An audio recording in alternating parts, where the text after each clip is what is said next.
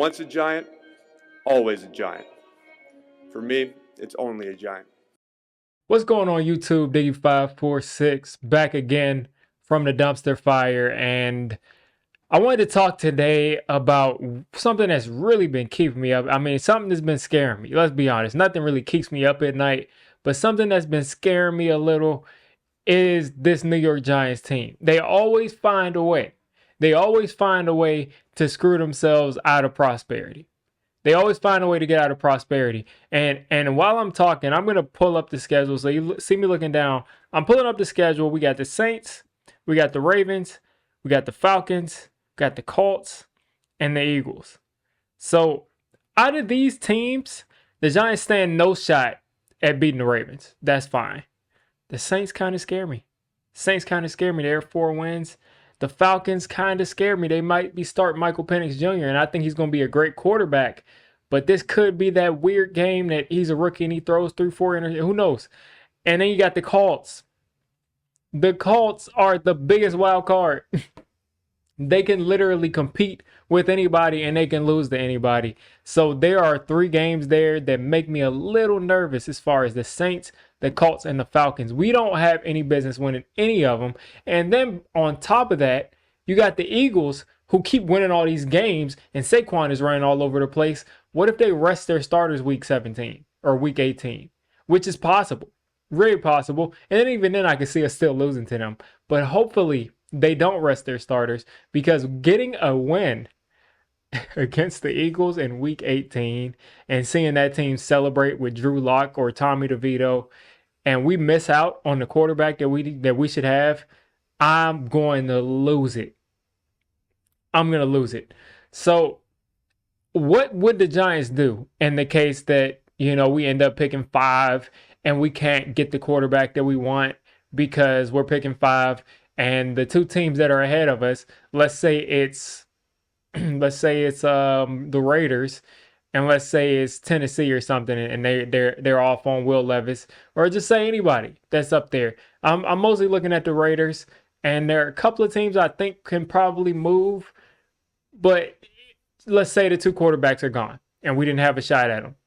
I think at that point there's such a tremendous drop off that you got to look in free agency.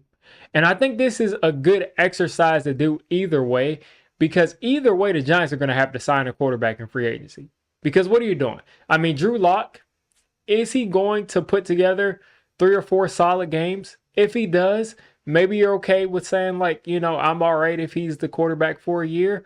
But let's be real, he may not do that, especially in this situation. So if he doesn't, you have Tommy DeVito and who else at quarterback? You got to get somebody in here, because what if, anything could happen. So you have to get somebody in here. So the first guy that I would look to go out and check on is Sam Darnold. And Sam Darnold would not be ideal in this situation. And when I say the first guy, I mean the most notable guy. Sam Darnold is going to get paid.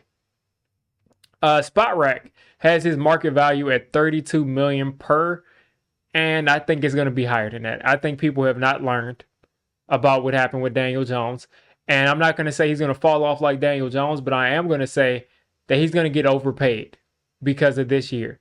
He's been in the league longer than Daniel Jones. So he's had 6 bad years and 1 really, really good year.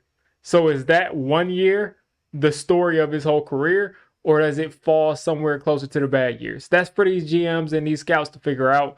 But that is Sam Darnold. So his Spot Rack is predicting 32. I'm guessing he probably gets $45 to $50 million a year. And that's not even me. I don't even think that's that bold. He could get $45 to $50 million a year, because let's say the Giants want him. Let's say another team wants him. Let's say the Browns want Sam Darnold, which would be crazy. That cap number will be nuts with those quarterbacks. But let's say one of these teams that they feel like they're quarterback away, they want Sam Darnold. You can get into a bidding war, and I don't think they'll go over 50 and pay him what they're paying young, upcoming elite quarterbacks. But I do think they will go to 45. I do think they will go there, and I think the 50 will be the ceiling. So that could be a move that the Giants could make, and it will be another huge gamble. It'd be another huge gamble. And if I saw that kind of move, I would want it to first off not be on the heels of a trade. I would not want to trade the Vikings any picks to do it. Assuming he's just a street free agent at that point. I would not want to do it through trade, and I would want that to be a 1 or 2 year deal, which I'm sure he wouldn't sign. So Sam Darnold doesn't look like an option unless I just can't see that working out, because I don't think they would let Brian Dable and Joe Shane sign a guy for another 4 years. That we could bring in another coach the next year. Sam Darnold could be back to being horrible, and we're in the same situation we are with Daniel Jones. Let's not take the years prior Daniel Jones and mix him with this guy. So looking at the next person, famous Jameis. Now, Jameis Winston has consistently proven that he can be a productive quarterback, and I think he will make this offense really fun. Of course, he would turn the ball over, but I think he's your ultimate bridge quarterback. He's going to make things exciting. He's going to show you what your offense can be. You're going to just basically be saying, imagine if we had all of this production except with, less turnovers, because Jameis is going to turn the ball over. So if we can get Jameis in here, we're going to know pretty quickly what we can do.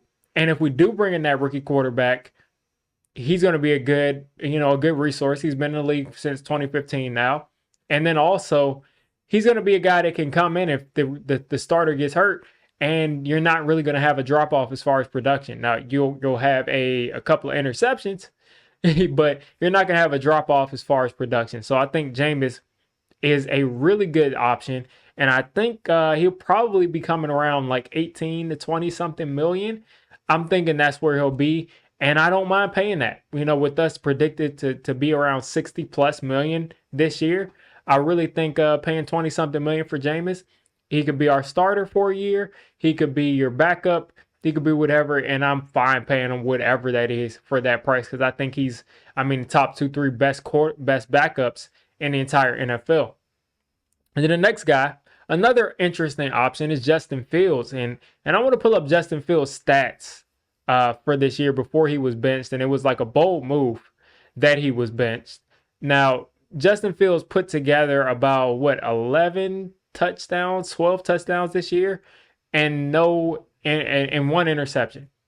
Now, he does fumble too much. I think he fumbled like 5 or 6 times. It's way too much. But 11 total touchdowns to 1 interception, I think are pretty good numbers for a quarterback. He could come here. I think he has a lot that he can bring as far as running the football, which Brian Dable likes to do if he's still here. He can also make pretty much every throw on the field. He's got that extendability. He's got the athleticism. He could be exciting for a year. He could be a guy that comes in and wins and maybe gets an extension. And I'm thinking Justin Fields comes in here, maybe 12 million, 13 million, and I would do that 100%. I'd do that 100%. So Justin Fields is a possible option. And I'm thinking, he's already on the Steelers, so that contract is done for the Bears.